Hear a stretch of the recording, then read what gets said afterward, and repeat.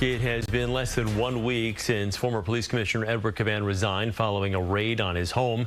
Sources say federal agents took Caban's phone and that of his twin brother James Caban over allegations that James worked as a fixer for local bars and restaurants. Caban resigned on September 13th, telling the department he did not want to be a distraction.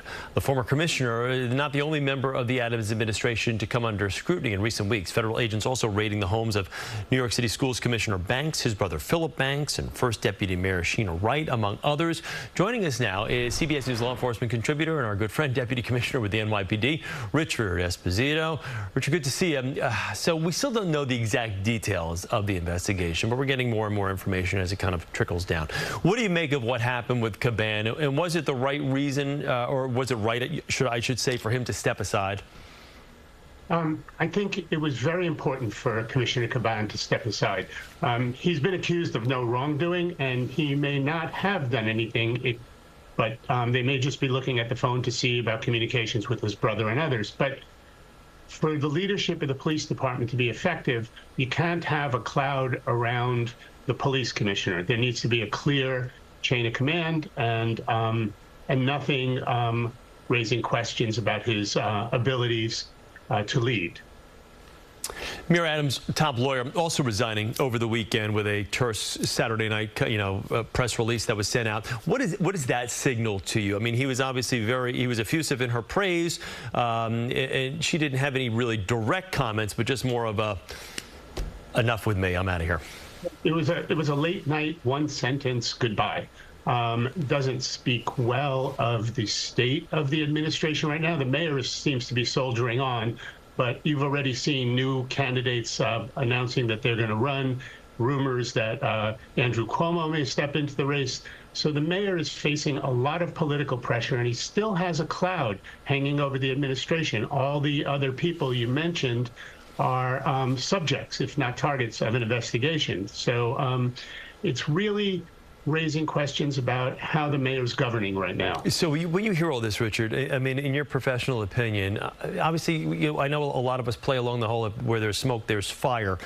You think this is going to kind of devolve into a bigger issue for the administration?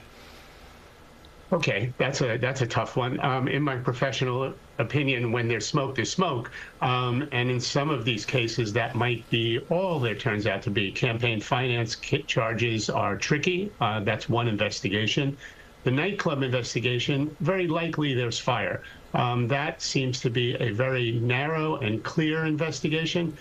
The investigations into the school's chancellor, the first deputy mayor, and the Banks brothers, that one's a bit more sprawling, and it'll take time to see where that shakes out. So there's a lot of different tentacles to this, essentially. It's not just kind of, one person involved. There seems to be a lot of different legs of this. Should New Yorkers be concerned? I mean, obviously, you see and you hear the reports on a day-to-day basis, certain people stepping aside or stepping down or whatnot.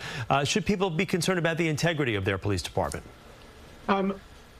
Largely, no.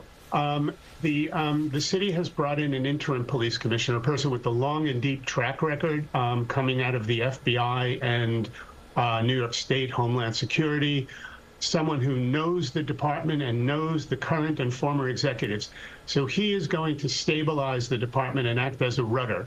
But underneath the top, there are 34,000 police officers, about 19,000 civilians, and their integrity, by and large, is really without question.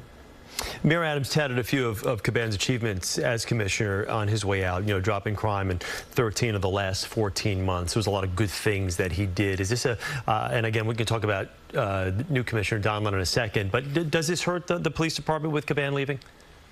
No, it does not. There is a top leadership. They've been there a long time, and whatever's circling around them, they know their jobs. Reduce crime, stop the crime in Midtown. That's an ongoing issue, as you know. Tourist and Times Square remain difficult challenges.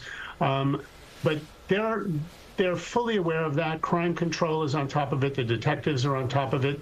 It's a big department with a lot of people who are competent at their jobs. And Interim Commissioner Donlan will pick up right where he left off. CBS law enforcement contributor Richard Esposito, thank you so much, Richard. Good to see you once again. Thank you, Chris. And you can find all of our conversations with Rich on public safety online at cbsnewyork.com.